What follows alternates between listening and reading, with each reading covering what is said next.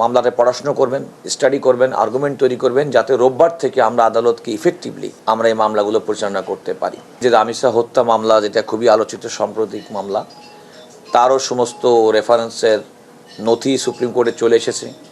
এ সম্পর্কে আপনাদেরকে আমি আগেই জানিয়েছিলাম এবং সেই অনুযায়ী আমরা আশা করছি হয়তো যে দ্রুত পেপার বুক সম্পন্ন হয়ে যাবে। দ্রুত পেপার বুক সম্পন্ন হয়ে গেলে আমরা প্রত্যাশা করতে পারি হয়তো যে রবিবারে এই তালিকার মধ্যে এই মামলাটিও আসতে পারে। এছাড়া অন্যান্য এই জাতীয় যে মামলা আছে সেই মামলাগুলো যেভাবে আসবে সেগুলো আমরা শুনানি করব। আমাদের পক্ষ থেকে অ্যাটর্নি জেনারেল অফিসের যারা এই জাতীয় মামলার শুনানিতে অভিজ্ঞ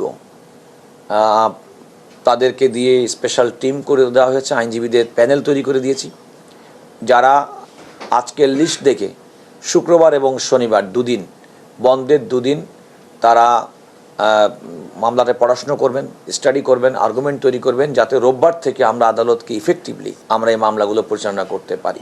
এখানে বলা ভালো যে আমি নিজেই এই মামলাগুলোই আর্গুমেন্ট করব এবং আমি প্রত্যাশা করি যে রাষ্ট্রের এবং আইনের শাসন, বাংলাদেশের বিচার বিভাগের স্বাধীনতা এবং বাংলাদেশের বিচার বিভাগের প্রতি মানুষের যে প্রত্যাশা, অ্যাটর্নি জেনারেল হিসেবে অ্যাটর্নি সার্ভিসের কাছে যে মানুষের প্রত্যাশা যে রাষ্ট্রকে প্রপারলি যথাযথভাবে প্রতিনিধিত্ব করবেন, সেটা আমরা করতে সক্ষম হব বলে আমরা মনে করি।